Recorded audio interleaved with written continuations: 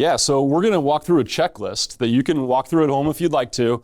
And these are some things that you should be thinking about as you're evaluating the upcoming retirement that you have and the advisor that you're currently working with. So we've created a 6-question checklist that we'll walk through. The first question is, have you heard from your advisor within the last 12 months? If you have not heard, and we hear this a lot, that maybe a family hasn't heard from an advisor in 18 months and 24 months, it really begs the question is how much attention is that advisor paying to your plan and to your accounts? And you have to evaluate, hey, is this going to be the right fit moving forward? So question number 1 is yes or no. Have you heard from your advisor within the last 12 months? The second question, do you have a written plan? And is this written plan something that you are confident in and that you know is going to help you have a successful retirement? We have a lot of families that come to us and they have an investment plan. It's really thin, basically just account statements with a slight more amount of information. And that really isn't going to help them for all the decisions they're facing in retirement. From the income planning conversations and questions that they're going to have, to tax planning, to healthcare. Do you have a written plan? Is it something that you trust, believe in, and believe is comprehensive enough to ensure that you're going to have a successful retirement? Question number 3, is your advisor willing to educate you on the planning decisions that are in front of you?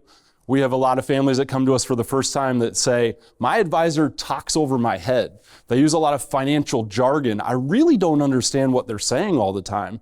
And ultimately, they don't always know what strategies are being utilized from an investment standpoint, or they really don't understand what those strategies are, what the purpose is behind them.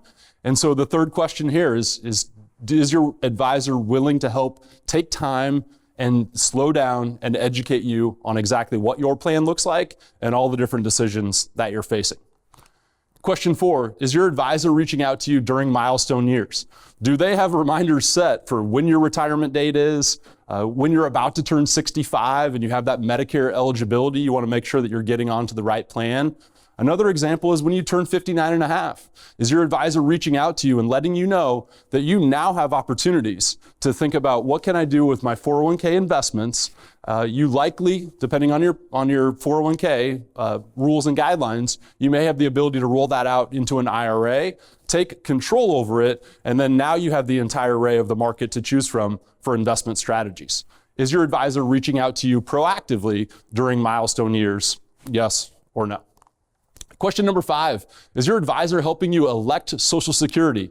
Very common that when we're working with families for the first time, they ask their advisor about Social Security decisions. The advisor said, well, why don't you just go ahead and elect Social Security and let me know what you decided.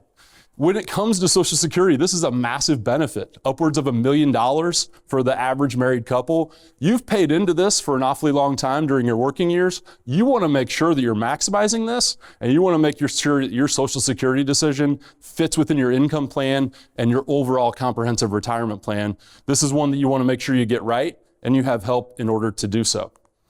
Question number 6, this is the last question that we have. Will my advisory team be there for the next 20 years? I recently had a retire-ready phone call with somebody for the first time. We were getting to know them a little bit, and they said, hey, we've got a great relationship with our advisor. We trust them. We believe in them. They're awesome. And I kind of said, well, why is it that you're calling us? And they said, well, our advisor just told us that they're planning to retire in the next 2 to 3 years.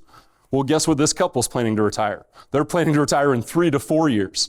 And that gave them a chance to really evaluate and say, hey, this is not the person that's going to help me the rest of the way through retirement.